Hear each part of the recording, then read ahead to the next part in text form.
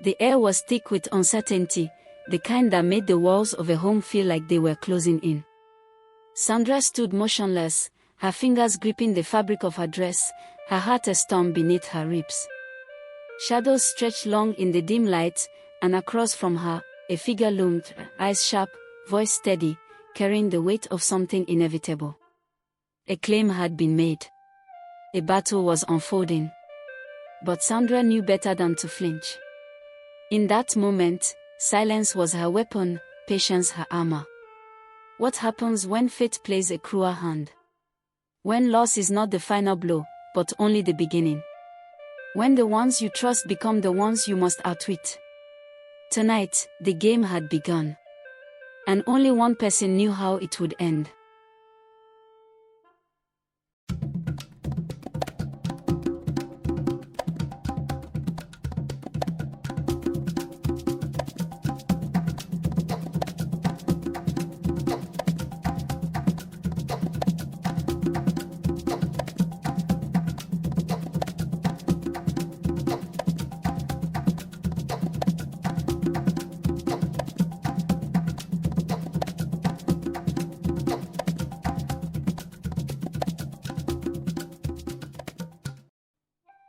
Sandra's husband, Mark, passed away suddenly, leaving her and their two young children, Favor and Dan, in deep grief and uncertainty.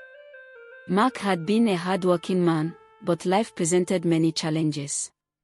Their home was beautiful, and the house and car they used were provided by Mark's company.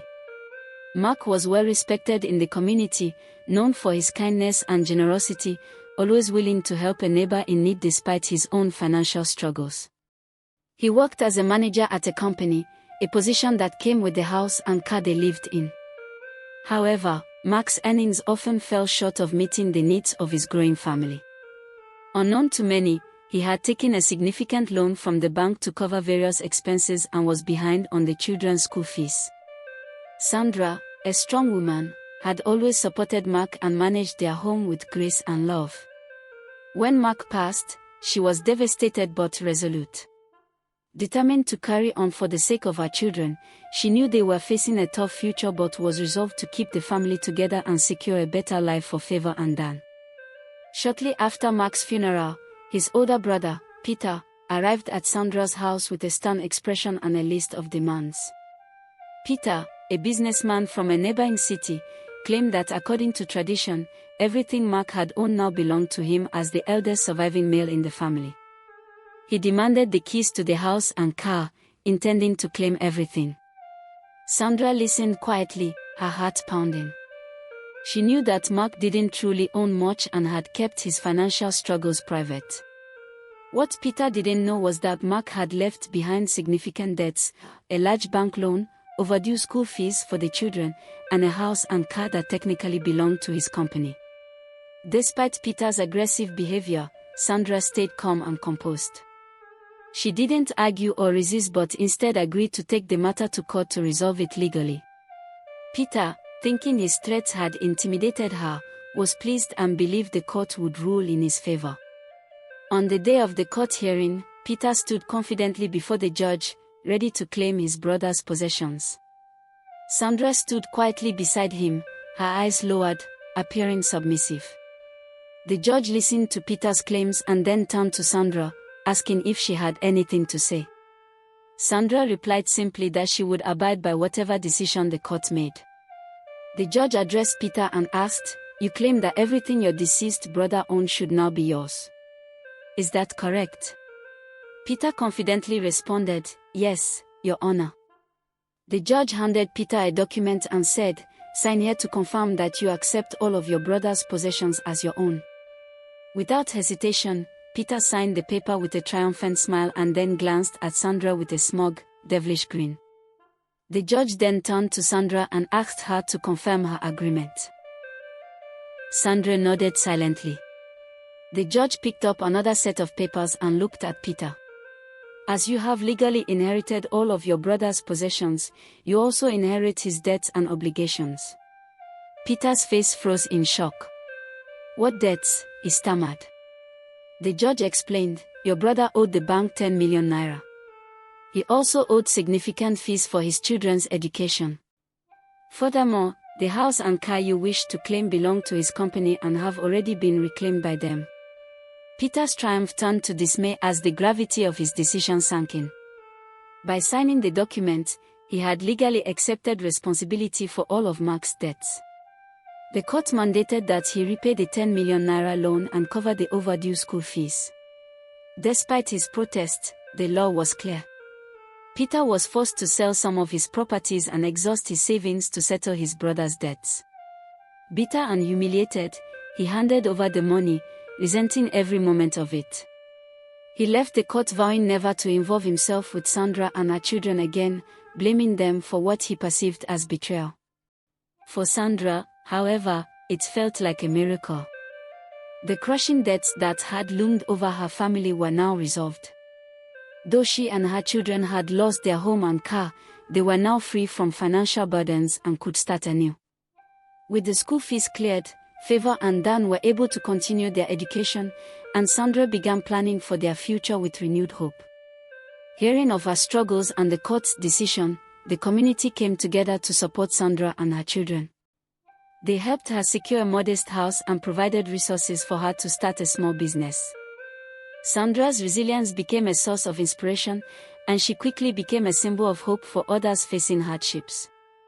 Days turned into weeks, and her small business, a shop selling traditional fabrics and handmade crafts, began to thrive. Sandra's talent for creating intricate patterns and unique designs caught the attention of the local community. With support from friends and neighbors, she expanded her business and began taking custom orders. Favor and Dan adjusted to their new lives and threw themselves into their studies. Though they missed their father deeply, they found solace in the stories Sandra told them about his generosity and work ethic. These stories inspired them to work hard and help their mother whenever they could. One evening, as Sandra was closing up her shop, she was surprised by an unexpected visitor. It was Solomon, an old friend of Mark's from the manufacturing company. Solomon had heard about Sandra's challenges and came to offer his support. He had always admired Mark's dedication and integrity, and now he wanted to help Mark's family in any way he could. As Solomon sat in the cozy living room of their new home, he looked at Sandra with a kind smile. "Sandra, I've been thinking about how I can support you and your family," he said thoughtfully. "Mark was a good man, and I want to honor his memory. I spoke with some people at the company, and they have contributed this money to help you. On top of that, they've arranged a scholarship for Favor and Dan to cover their school fees for the next several years." Tears welled up in Sandra's eyes. "Solomon, I don't know how to thank you. This is such a blessing for us," she said, her voice trembling with gratitude. Solomon smiled warmly and replied, "Mark would have done the same for my family. Consider this a small way of repaying the kindness he always showed us." Not long after, Peter returned, visibly humbled and seeking forgiveness. Sandra and her children welcomed him with open arms, embracing the values of family and reconciliation. Peter, realizing the error of his ways, offered to use his business expertise to help expand Sandra's enterprise. Together, they turned their story of loss and hardship into one of redemption and unity. The story teaches us the power of resilience, forgiveness, and community. Sandra's strength and determination, even in the face of great hardship, demonstrate the importance of staying hopeful and resourceful during tough times. It also highlights that greed and selfishness can lead to downfall, while kindness, forgiveness, and support from others can pave the way for new beginnings and success.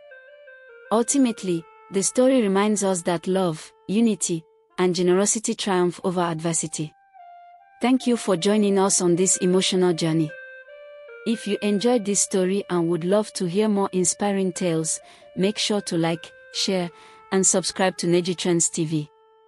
Stay tuned for more captivating stories that will warm your heart and inspire your soul. See you in the next one.